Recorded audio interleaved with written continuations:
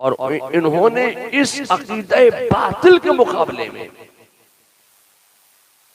कोई नया अकीदा पेश नहीं किया, बल्कि वो पुराना अकीदा लेकर खड़े हुए जो अकीदा सिद्दीक अकबर का था, फारूक आजम का था, उस्मान गनी का था, मौला अली का था, गौस आजम का था, ख्वाजा गरीब नवाज का था, शाह बरकतुल्लाह का था। अब वो अकीदा लेकर बरेली की धरती से इमाम अहमद रजा खड़े हुए और उन्होंने कहा कि तुम ये कहते हो कि नमाज में अगर नबी का ख्याल आ गया तो नमाज नहीं होगी। फाजिल बरेलवी ने पैगाम दिया कि हम ये कहते हैं कि नमाज नाम है ख्याल मुस्तफा में डूब जाने का। फिर मुसलमानों में इख्तिलाफ पैदा करने के लिए एक अकीदा कौम को और दिया गया कि वो गैब की खबर नहीं रखते, पीठ के पीछे की खबर नहीं जानते। तो फिर बरेली से इमाम अहमद रजा खड़े हुए और उन्होंने इल्मे गैब नबुव्वत पर ऐसे दलाइल और बराहीन के अंबार लगा दिए कि आज तक दुनिया बदअकीदगियत तड़प रही है, फड़फड़ा रही है, मगर आला हजरत के दलाइल के सामने वो ठहर नहीं पा रही। फिर मुसलमानों में कंट्रोवर्सी पैदा करने के लिए अंग्रेजों ने अपने पिट्ठुओं के जरिए एक अकीदा कौम को और दिलवाया कि मोहम्मद या अली जिसका नाम है वो मरकर मिट्टी में मिल गए। फिर बरेली से इमाम अहमद रजा खड़े हुए और उन्होंने हयातुन नबी होने पर ऐसे दलाइल बराहीन के अंबार पेश फरमाए हैं कि आज तक दुनियाए बदअकीदियत, दुनियाए लहाबियत, वहाबियत, देवबंदियत, नेज़रियत, चकरालवियत आज तक फड़फड़ा रहे हैं, मगर आला हजरत के दलाइल का वो कोई जवाब नहीं दे पा रहे। फिर एक अकीदा कौम को और दिया गया कि वो नूर नहीं है। जब नूर मोहम्मदी का इनकार किया गया तो फिर बरेली से इमाम अहमद रजा खड़े हुए और उन्होंने नूर मोहम्मदी पर ऐसे दलाइलो बराहीन के अंबार लगाए हैं कि आज तक दुनियाए बदअकीदगियत आला हजरत के दलाइल का कोई जवाब पेश नहीं कर पा रही है। मैं आपसे कहना चाहता हूं कि अल्लाह तबारक व तआला एक मख्फी खजाना, जब अल्लाह ताला ने चाहा कि मेरी मारफत हो, मैं पहचाना जाऊं, तो अल्लाह ताला ने अपने नूर से एक नूर जाहिर फरमाया और फरमाया हाजा मोहम्मदुर रसूलुल्लाह। उस नूर से आवाज आई ला इलाहा इल्लल्लाह। अल्लाह ने इस नूर के चार हिस्से किए। एक हिस्से से अर्शो कुर्सी को पैदा फरमाया, एक हिस्से से जन्नत दोज़ख को पैदा फरमाया, एक हिस्से से सारी कायनात को पैदा फरमाया। तो मैं यही तो कहना चाहता था कि मुस्तफा खुदा के नूर से पैदा और सारी कायनात मुस्तफा के नूर से पैदा। इसी को आला हजरत फाजिल बरेलवी फरमाते हैं कि वो जो न थे तो कुछ न था और वो जो न हो तो कुछ न हो। जान है वो जहान की, जान है तो जहान है। अल्लाह ताला ने इस नूर को खास मुकाम कुर्ब में रखा और जिब्रील अमीन को हुक्म दिया कि जमीन में जा। पहली मर्तबा हजरत जिब्रील अमीन जमीन में तशरीफ लाए और जिस मकाम पर आज खाने काबा तामीर है मिट्टी उठाई, अल्लाह की बारगाह में इस मिट्टी को पेश किया। अल्लाह ने इस मिट्टी को माए मुईन और कौसर और तनीम में हल किया और हजरत आदम का मिट्टी का पुतला तैयार फरमा दिया। मैं आपसे कहना चाहता हूं कि अल्लाह ने हजरत आदम का मिट्टी का पुतला तैयार फरमाया तो अल्लाह ने हजरत आदम का हाथ काहे से बनाया, मिट्टी से, कलाई काहे से बनाई, मिट्टी से, बाजू काहे से बनाया, मिट्टी से, हजरत आदम का दिल काहे से बनाया, मिट्टी मिट्टी से अल्लाह ने हजरत आदम के कान काहे से बनाए, मिट्टी से अल्लाह ने इंसान की नाक काहे से बनाई, मिट्टी से अल्लाह ने इंसान की जुबान काहे से बनाई, मिट्टी से अल्लाह ने तुम्हारी आंख बनाई, मिट्टी से अल्लाह ने तुम्हारी आंख की पुतली बनाई, मिट्टी से। मैं कहना चाहता हूं कि अल्लाह ने तुम्हारी आंख की पुतली में एक छोटा सा नूर का नुक्ता रख दिया। उस नूर के नुक्ते के ये कमाल है कि आप वहां बैठे हैं, यहां देख रहे हैं, मैं यहां बैठा हूं, वहां देख रहा हूं। उस एक छोटे से नूर के नुक्ते का कमाल ये है कि आप जमीन पर बैठे हैं, बस थोड़ा सा सर उठाया, आसमान देख लिया। मैं आपसे कहना चाहता हूं कि जब तुम्हारी आंख में एक छोटे से नूर के नुक्ते का ये कमाल है कि तुम जमीन पर बैठकर आसमान देख लिया करते हो, तो वो तो नूरुन अला नूर है, उनको तो अल्लाह ने अपने नूर से पैदा किया है। तो क्या वो मदीने में रहकर पीलीभीत वालों को नहीं देख सकते हैं? अब मैं आपसे कहना चाहता हूं कि तुम्हारी आंख में नूर है ना, एक नूर का नुक्ता है। तुम्हारी आंख में जो नूर का नुक्ता रखा है ना, ये तुम्हारी आंख में नूर मेरे मुस्तफा के नूर का सदका है कि तुम्हारी आंख में नूर रखा है। अगर तुम्हारी आंख में नूर न होता तो क्या तुम्हारी आंख देखती? आंख देखने के लायक न होती। तुम देखते हो, तुम्हारी आंख में एक नूर का नुक्ता रखा है। मैं आपसे कहना चाहता हूं कि तुम्हारी आंख देखती है ना, देखती है कि नहीं देखती? जिसकी आंख देखती है वही बोले। तुम्हारी आंख देखती है कि नहीं देखती है? देखती है ना। एक बात बताओ, ये छोटा सा एक बहुत हल्के कपड़े का पर्दा लगा है, इस पर्दे के पीछे क्या हो रहा? तुम्हारी आंख देख रही है? मैं यही तो कहना चाहता हूं कि जब तक तुम्हारी आंख के आगे कोई हिजाब ना आ जाए, जब तक तुम्हारी आंख के सामने कोई पर्दा ना आ जाए, जब तक तुम्हारी आंख के सामने कोई दीवार ना आ जाए, उस वक्त तक तुम्हारी आंख काम करती रहती है।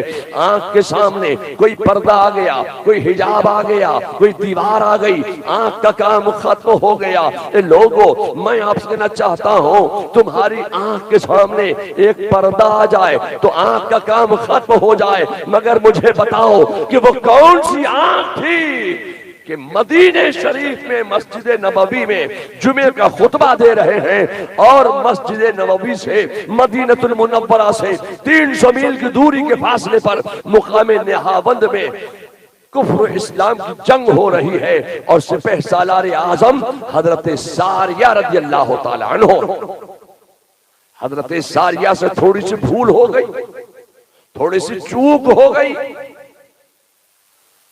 मुकामे नेहावंद से 300 मील की दूरी के फासले पर मदीनतुल मुनव्वरा मस्जिद नबवी में हजरत फारूक आजम जुमे का खुतबा दे रहे हैं। बस वहीं से पुकार उठे, या सारियत अल जबल, या सारियत अल जबल, या सारियत अल जबल, ए सारिया पहाड़, ए सारिया पहाड़, ए सारिया पहाड़। तो मैं आपसे पूछना चाहता हूं कि वो कौन सी आंख थी कि बैठे हैं मदीने में और देख रहे हैं मुकामे नेहावंद में?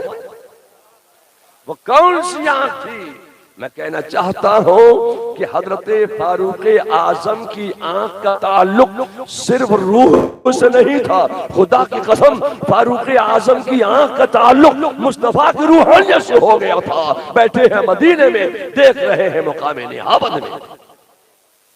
जब रूह का ताल्लुक मुस्तफा की रूहानियत से हो जाता है तो इंसान बैठता यहां है, देखता कहां कहां है।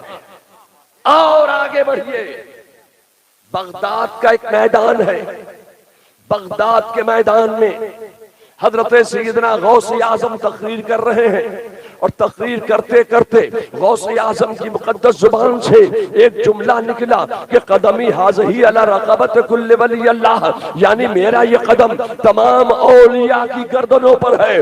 उस वक्त आपकी मजलिस पाक में 20,000 उलमा मौजूद थे और 13,000 औलिया किराम तशरीफ फरमा थे। सबने अपनी अपनी गर्दनें झुका दी।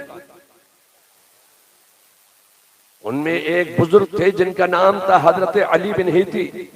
वो अपने मकाम से उठे, करीब आए, गौसे आजम के करीब हुए, मिंबर शरीफ पर चढ़ गए, गौसे आजम का कदम पकड़ा, अपनी गर्दन पर रख लिया। चलो बरेली।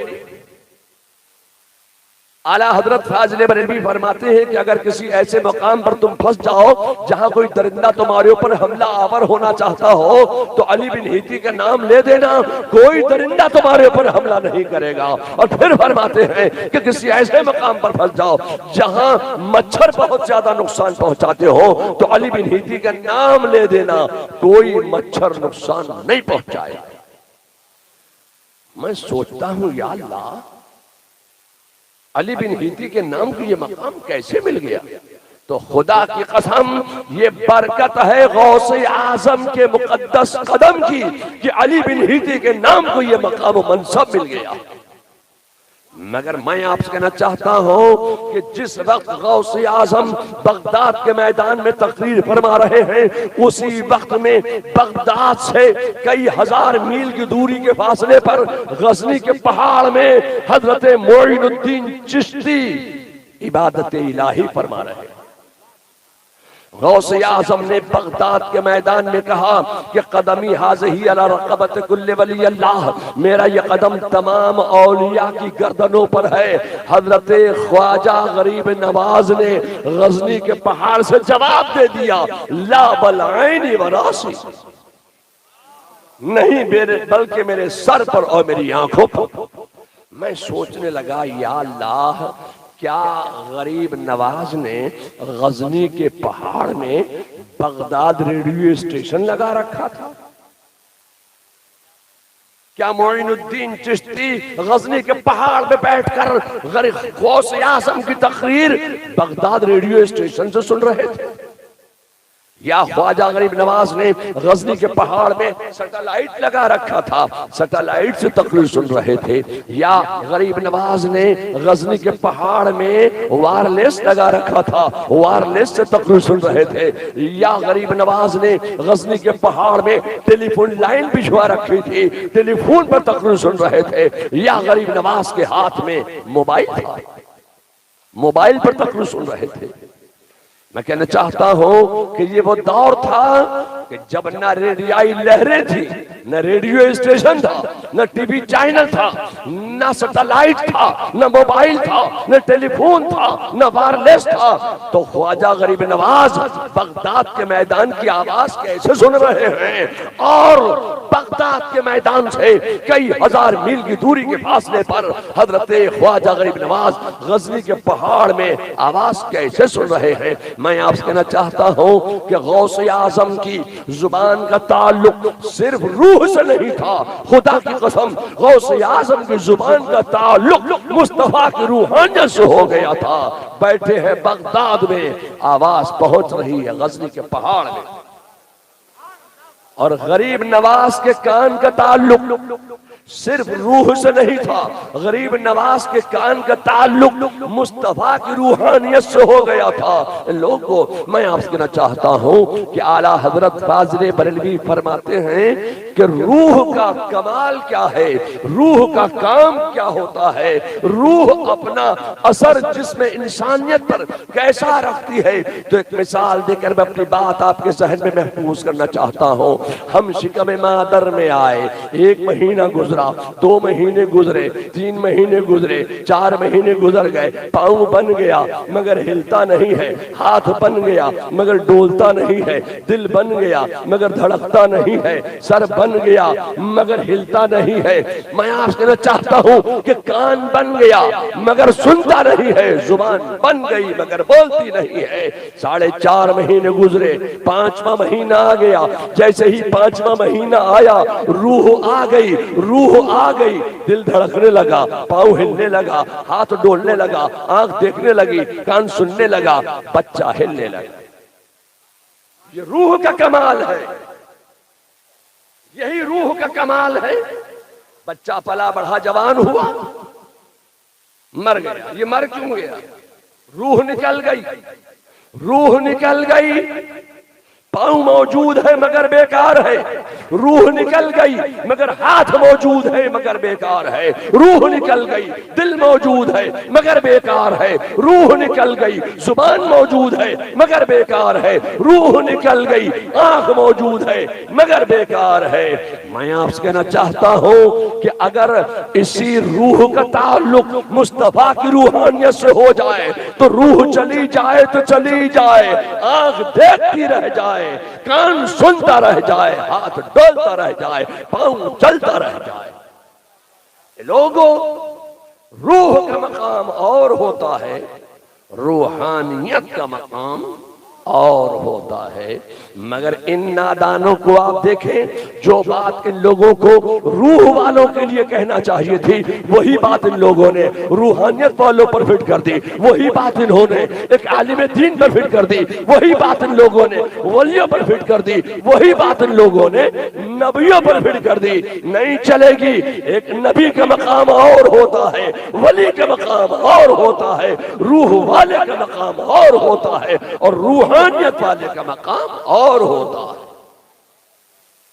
हुजूर मुफ्ती आजम हिंद का विसाल हुआ।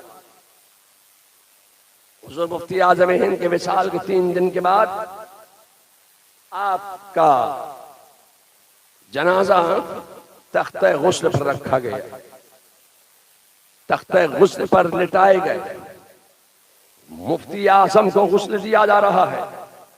वहां पर मैं भी मौजूद हूं और कारी अमानत रसूल साहब भी मौजूद हैं और 15 और उलमा भी मौजूद हैं। अब चूंकि ये जलसा बरेली शरीफ की तरह नकाब कुशाई का मालूम होता है, चेहरा नुमाई कराइए और चले जाइए, क्योंकि तकरीर करने का मौका ना बरेली के उर्स रज़वी के स्टेज पे होता है ना यहाँ मालूम होता है।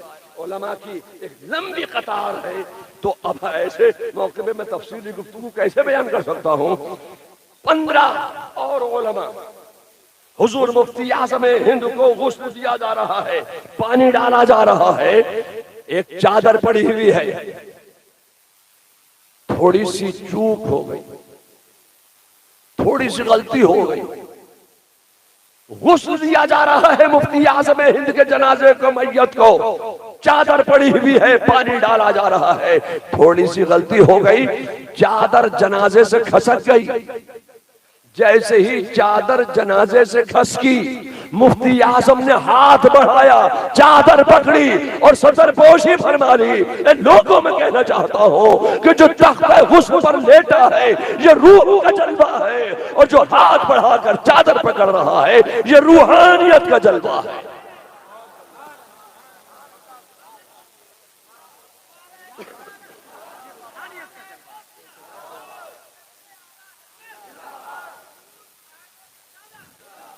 ए लोगों, रूह का मकाम और होता है, रूहानियत का मकाम और होता है। लोगों, मैं आपसे कहना चाहता हूं कि हुजूर मुफ्ती आज़म हिंद के बचपन का दौर है।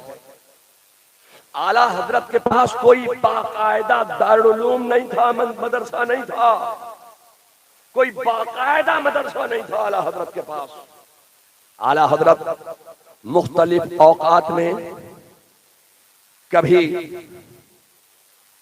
बुरहाने मिल्लत को, बुरहाने हक को तालीम देते, कभी हशमत अली को तालीम देते, कभी सैयद मोहम्मद को पढ़ा देते, कभी हामिद रजा को दर्स दे देते, कभी अपने छोटे बेटे मुस्तफा रजा को पढ़ा देते।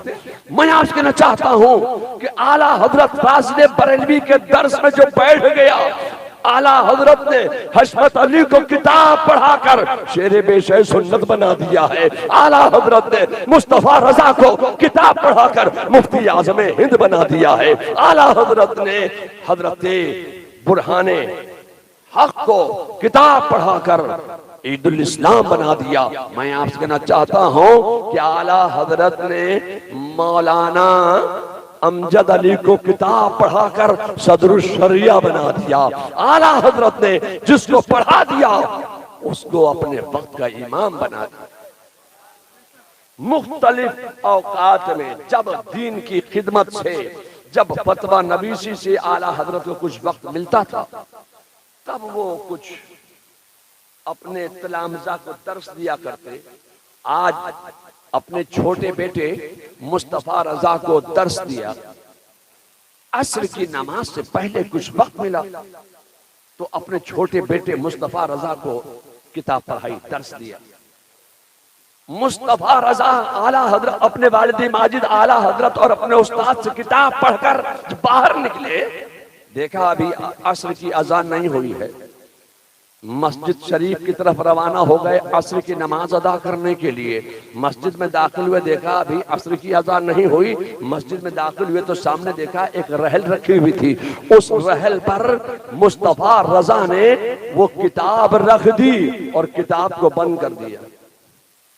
किताब बंद, किताब के सामने बैठ गए, आंखें भी बंद कर दी।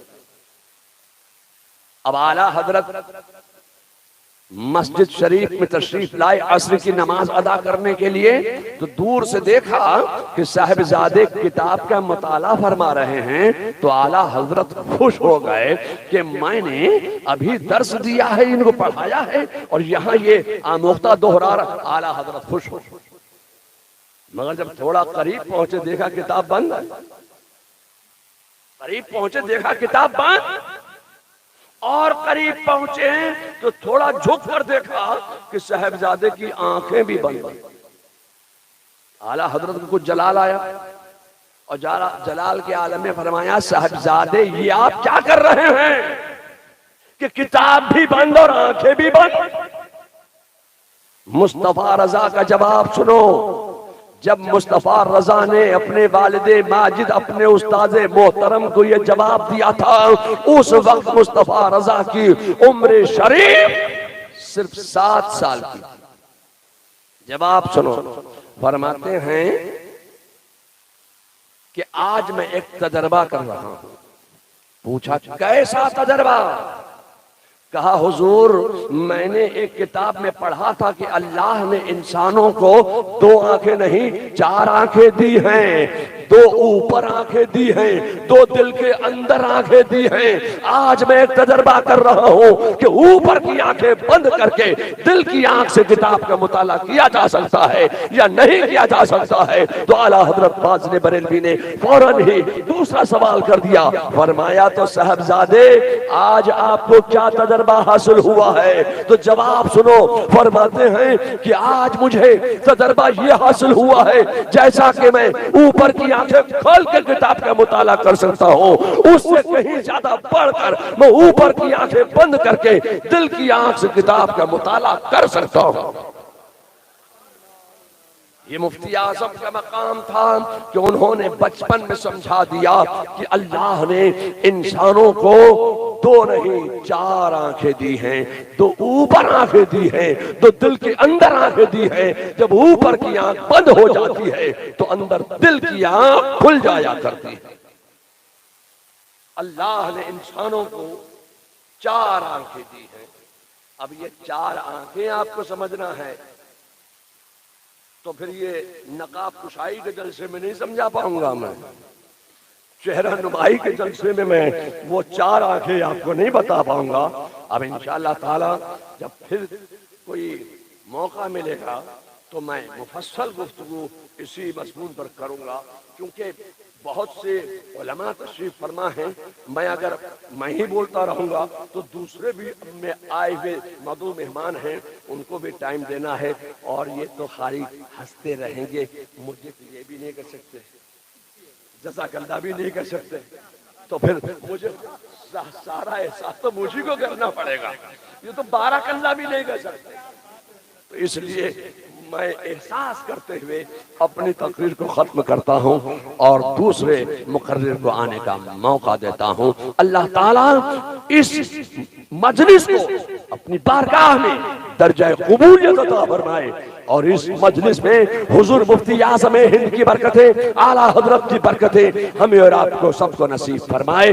व आखिर दावाना अनिल हम्दुलिल्लाहि रब्बिल आलमीन।